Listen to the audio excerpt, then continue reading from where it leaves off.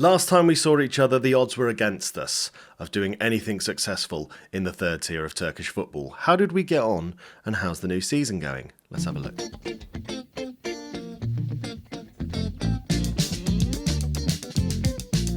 Hello and welcome back to another On The Med update with me, D-Boy Plays. I'm on this screen so we can't look at things. You can see that we've advanced a little bit, a little bit further into things. We are sort of around the midway point of our second season with Tuzlaspor.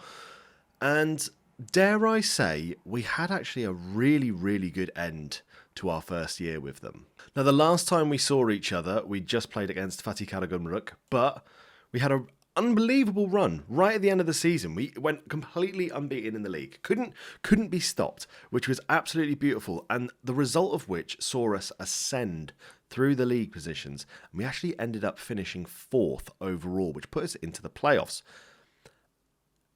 Let me try and explain the playoff system for you in the Turkish third tier. So as far as I understand things, obviously you do the main league, and then there are 5 playoff spots within your division.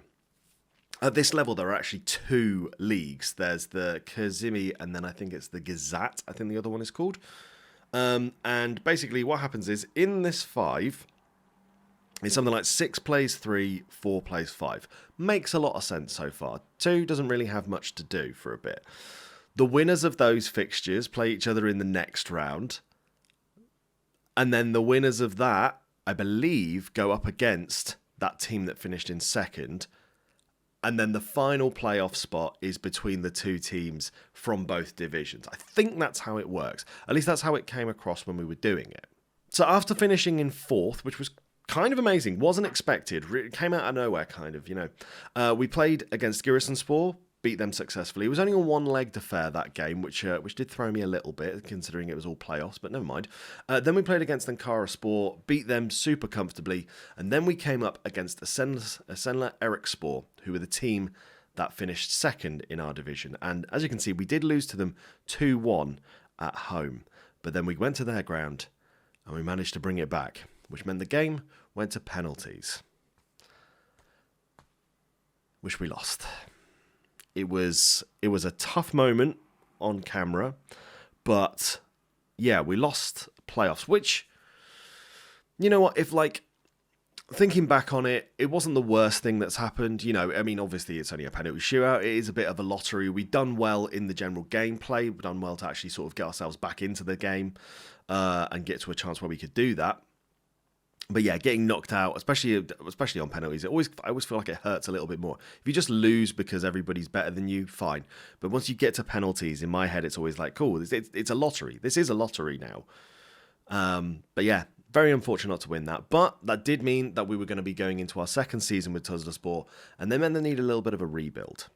So at the start of this season, we got rid of a few faces. Nobody that was maybe a massive impact on the team. There were a few players, obviously the ones that we've got money for, like Egemen Tutar, for example. He was a solid player for us, and he's moved to Göztepe, who was, funnily enough, one of the teams we could have managed when we chose to come over to Turkey.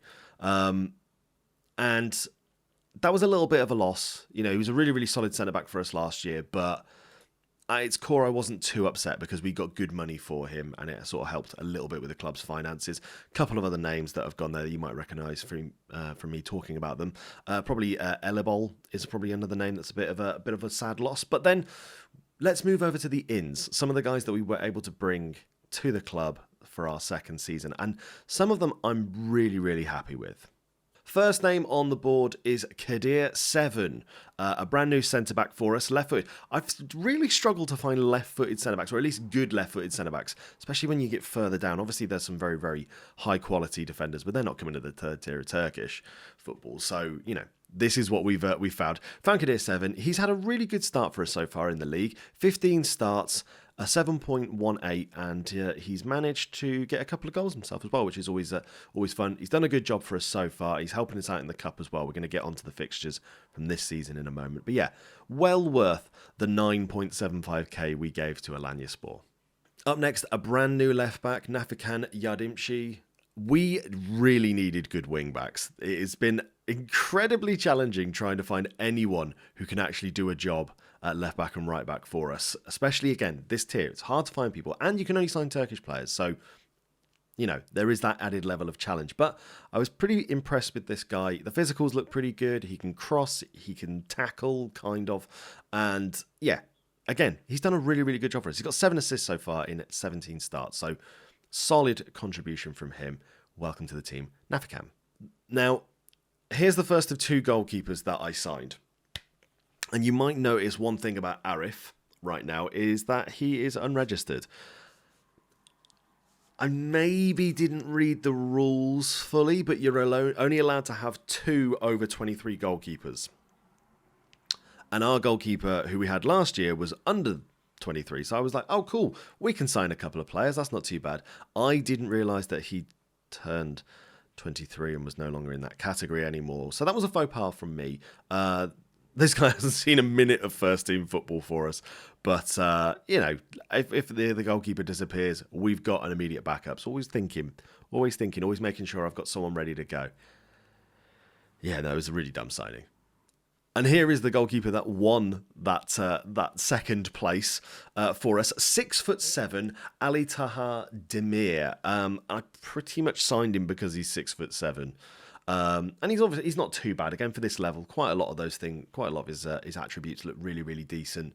You'd probably want him to kick a little bit better. He needs to make better decision making and have slightly higher anticipation. But as a rotation keeper / backup keeper, I'm sure when he gets his opportunity, he will absolutely do a job for us. Now, the big signing that we made, a name a few of you may recognise, Emre Moore. We managed to pick him up on a free. He spent last year at Tuzlaspor and got released. And we found him as we were scouting around. We did this one live over on Twitch, and we found him, and it was a bit of like, okay, do we go for this guy? Maybe. I mean, I've heard of him, and that's always kind of a bonus in these sorts of divisions. I think if you've heard of the player, there's a possibility they're quite good at least. And when we picked him up, he definitely looked better. But as you can see, he's 34 years old. The stats are on the decline, or the attributes, I should say. His pace and his acceleration, all those things, they are falling rapidly. So there's a chance he may get converted into a more central midfield player for us as the save goes on, but we brought him in. It's a big name signing. He started great for us, but since then he's kind of drifted off, so maybe it was just, a little bit starstruck, and we're like, oh, we know him, we'll bring him in. But yeah, Emre Moore, welcome to the club. And this is how the tactic is looking at the moment. We're at the midway point. We've got some nice green lines coming between some players. There are a few, when we play certain players as well, we do get a lovely green triangle in the middle. And some links between the centre-backs. I think it's just because we've rotated or rested some players. That's why they're not there right now. But yeah, the team's looking really good. As far as team contributions so far, Wesley Bromson's got 12 goals in 14 starts. Loving that from him. Erai over on the right wing. Now, obviously, he's mainly a striker, but we've been playing him out on the right to be an inside forward. He actually is more productive as a goal scorer when we play him on the wing. Go figure.